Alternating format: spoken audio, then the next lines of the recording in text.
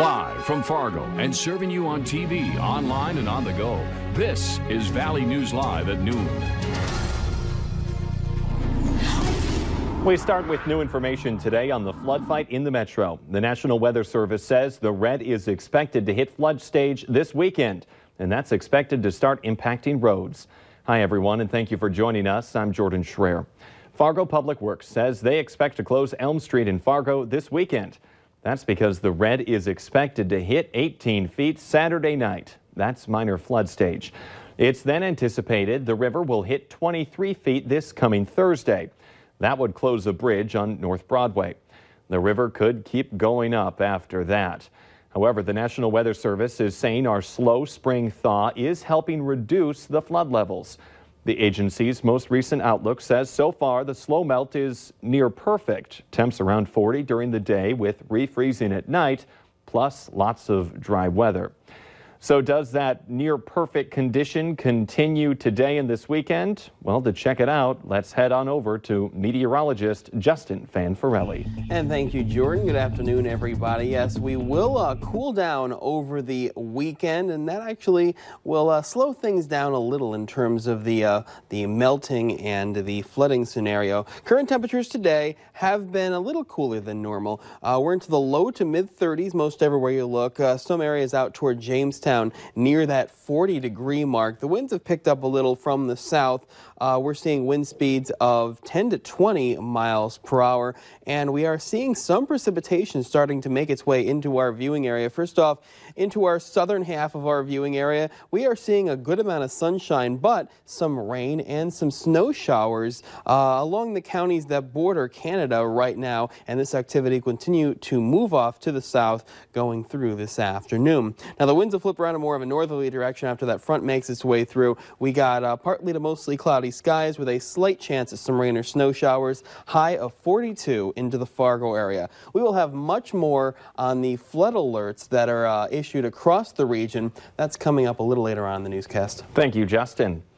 New for you at noon, one man was placed under arrest for DUI after a crash in Grand Forks this morning.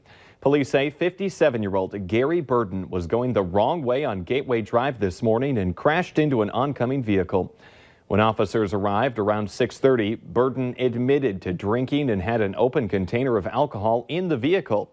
He was taken to the hospital and placed under arrest. He was also cited with careless driving and open container. The man accused of driving drunk and crashing his car that resulted in the death of his son is expected to be in court this afternoon. 31-year-old Christopher Devine now faces charges of criminal vehicular homicide and criminal vehicular injury in connection with a crash on South University Drive in Fargo Saturday night. Police say Devine told them he'd had 5 or 6 shots of whiskey before getting behind the wheel. His medical records show his blood alcohol level was .267. That's more than 3 times the legal limit for driving. Devine's 7-year-old son, Jason, died Wednesday from the injuries suffered in that crash. His 5-year-old son, Brandon, is in critical condition. Let's take a look now at this week's Valley's Most Wanted.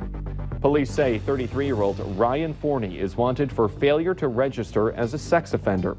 Call your local law enforcement if you have any information about him. For years, Facebook has been slammed by critics over issues from privacy to Russian meddling. But a new lawsuit isn't about new regulations. It's the government accusing Facebook of violating laws that have been on the books since the civil rights era. The ACLU is comparing the problem with Facebook's ad targeting system to segregation in the 50s and 60s. Now the Department of Housing and Urban Development is saying enough is enough. Katie Schwartz has our story. This morning, a new black eye for Facebook, the social media giant facing a lawsuit from the Department of Housing and Urban Development. The suit alleging discrimination against groups like minorities and women, even people with bad credit, by allowing Facebook advertisers to restrict who sees their ads based on things like race, religion, and national origin. The agency claiming Facebook is violating the Federal Fair Housing Act that dates back to the civil rights era. In a statement, HUD Secretary Ben Carson saying Facebook is discriminating against people based upon who they are and where they live, adding using a computer to limit a person's housing choices can be just as discriminatory as slamming a door in someone's face. The social media giant recently settling another lawsuit with the ACLU over its advertising practices. Everybody who uses Facebook knows that you see advertising, right? But you don't know or stop to think about what advertising you're not seeing. You don't know there's a job out there that's being withheld from you because you are a woman or because you're African American. Facebook says it's now removing advertisers' ability to target things like housing, credit, and job ads based on age, gender, and zip code. While the ACLU says they hope lawsuits will help rein in relatively unregulated social media companies. They were really about trying to establish that the civil rights laws apply online and that, the digital universe isn't a civil rights free zone. In response to the most recent lawsuit, Facebook says, "We're surprised by HUD's decision as we've been working with them to address their concerns and have taken significant steps to prevent ads discrimination." A spokesperson adding, "We're disappointed by today's developments, but we'll continue working with civil rights experts on these issues." Officials say the investigation into these allegations is still ongoing. In our consumer alert this afternoon, Major League Baseball is now underway, and that means fans will be eating a lot of one particular American food. Hot dogs reign supreme at ballparks this year. According to a survey by the National Hot Dog and Sausage Council, Major League Baseball fans are expected to eat more than 18 million hot dogs and nearly 4 million sausages.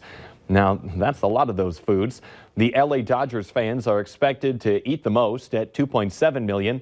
Coming in second, the Chicago Cubs fans. They'll eat 1.2 million hot dogs at Wrigley Field. Tonight, you'll want to trade in the baseball cap for a Stetson. The PRCA Rodeo is bringing some of the top professionals to the Fargo Dome. The rodeo has 7 events, including Bronco saddle riding and, of course, the bull riding. Many may remember Brady Jandrew, who suffered a skull fracture during the same rodeo back in 2016. He will be making a special appearance this weekend, sharing his inspiring story on the road to recovery. The only time I was ever here at the Fargo Dome was when I was injured, and this is the first time I've been back here since. It's painful to be at a rodeo and not ride, but at least I'm still here. The rodeo starts tonight at 7:30. For more information, just go to valleynewslive.com. Coming up here at noon, Dr.